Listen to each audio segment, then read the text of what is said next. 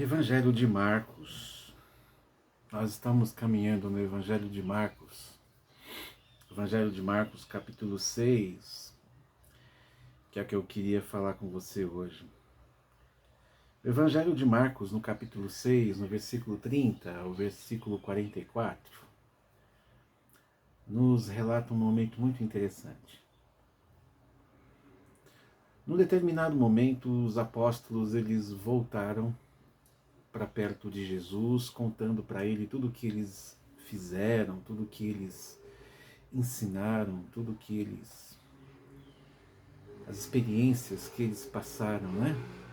Ansiosos para relatar para Jesus o que aprenderam dele e o que fizeram diante disso. E aí Jesus ele estava cada vez mais popular. As pessoas seguiam Jesus cada vez mais. O grupo que começou a seguir Jesus começou a aumentar. Eles não conseguiam, Jesus e os apóstolos, eles não conseguiam parar nem para comer em paz. Já pensou? Uma agenda cheia, né? E muita gente em cima. Aí o Senhor chamou os 12 para fugirem desse ambiente e para poderem descansar. Para irem para um lugar deserto, um lugar onde eles pudessem ficar sós. Jesus e os apóstolos, então, portanto, entraram num barco diante do mar da Galileia e foram para uma outra margem se isolarem, ficarem juntos. É um retiro de liderança, né? Pois é.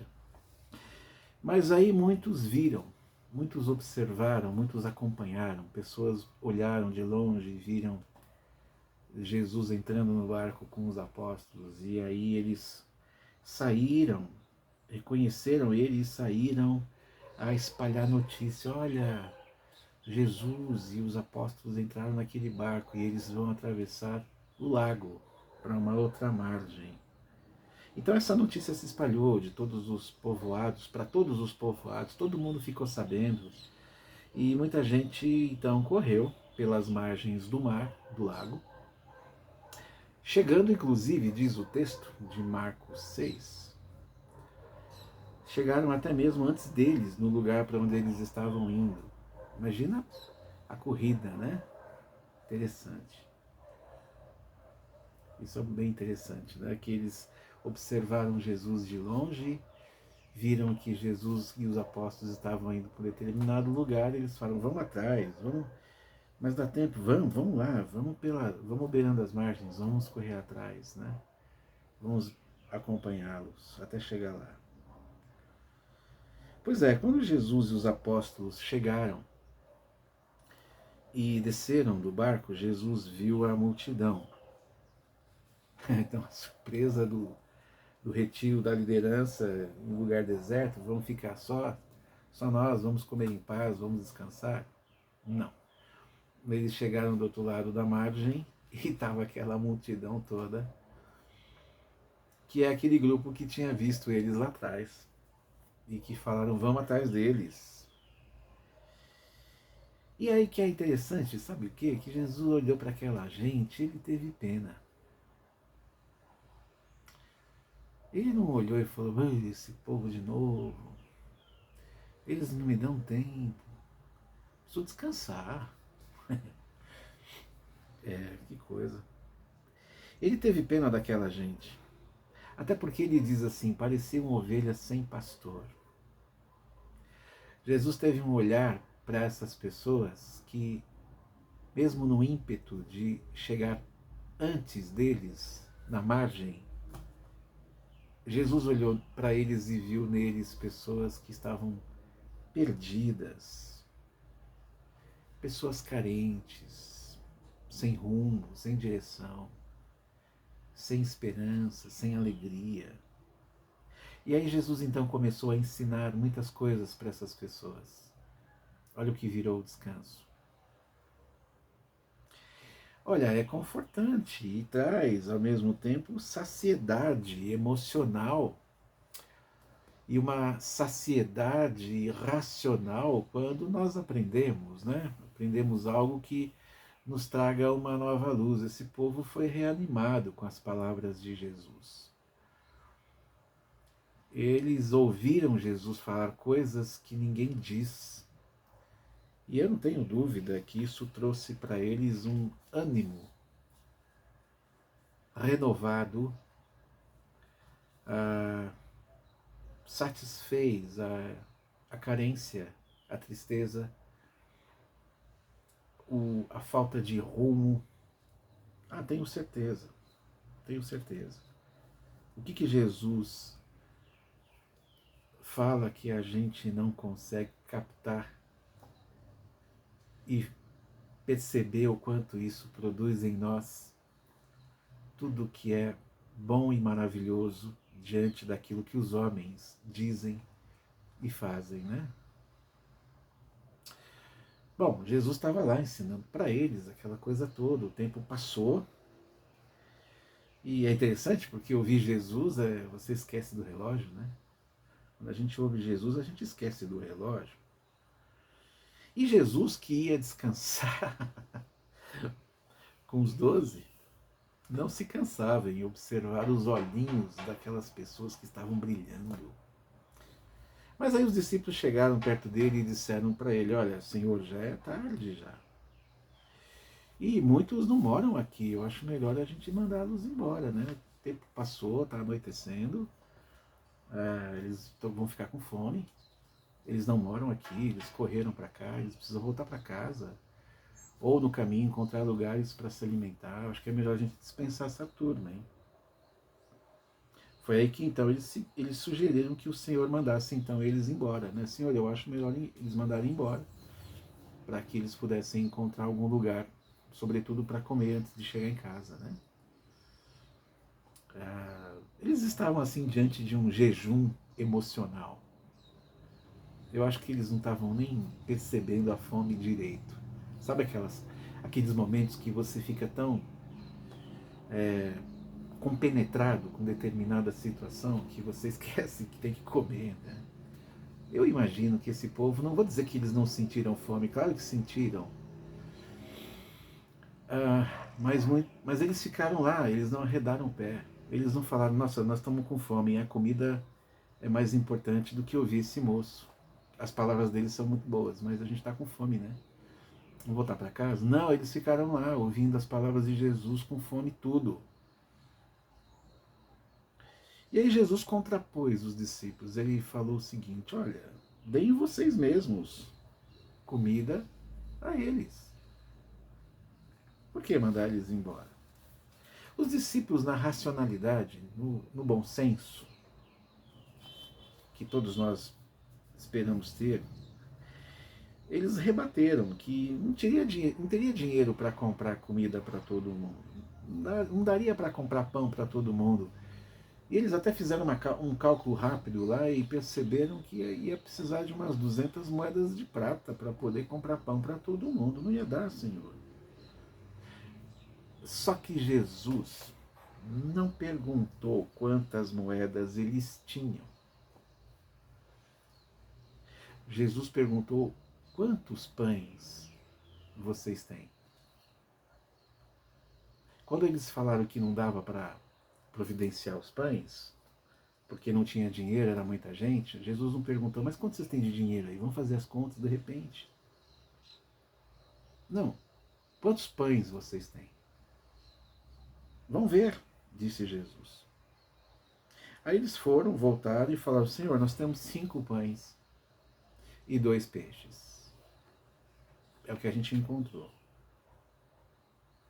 Aí Jesus ouviu aquilo, olhou para a multidão, olhou para eles, olhou para a multidão, olhou para os pães, olhou para os peixes e falou: sentem todos. Ai, ai, ai, o que vai acontecer? Formem grupos. E aí eles formaram grupos de 100 pessoas e grupos de 50 pessoas. Jesus pegou os 5 pães e pegou os 2 peixes nas mãos. Ele olhou para o céu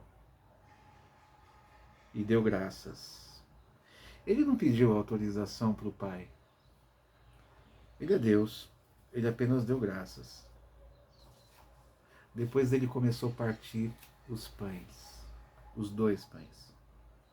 Ou melhor, os 5 pães, né? E os entregou aos discípulos no cesto. Ou nos cestos. E isso foi se multiplicando na frente deles. E pediu, olha, entregue esses pães, distribua esses pães aos discípulos. Começou a brotar pão. Depois ele dividiu os 2 peixes com todos. Começou a brotar peixe na cara de todo mundo. Você já pensou? O texto fala que todos comeram e ficaram satisfeitos.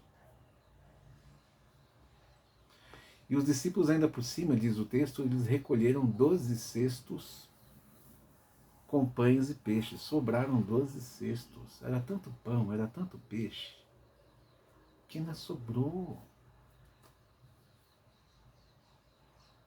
O texto fala que tinham 5.000 homens. Olha, e o texto quando fala 5.000 homens, ele não está contando os velhos, as mulheres e as crianças, tá? Então você pode dobrar ou triplicar esse número. Não era pouca gente, não.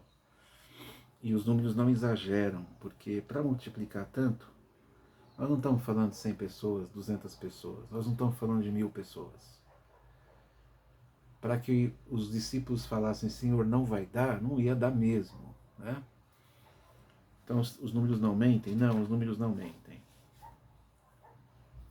O que a gente percebe nesse texto, que é muito peculiar, é que Jesus ele não nega a sua atenção, a sua atenção. Ele não nega o seu cuidado, sendo que ele sempre tem algo para dizer. Ele ia descansar com os discípulos. Estava um tumulto de onde eles vieram. E aí eles chegaram num lugar onde tinha outro tumulto, que provavelmente eram as mesmas pessoas que estavam lá atrás. E outras mais. Ele não nega nenhuma atenção, ele não nega cuidado, ele não nega palavras, ele sentou para ensinar. Acho que os apóstolos ficaram olhando, dizendo,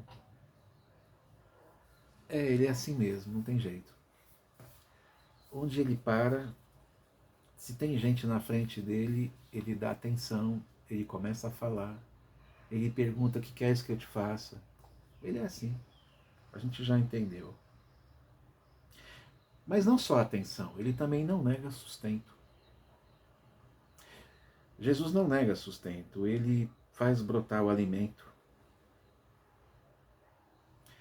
Na verdade, são os homens quem geram obstáculos.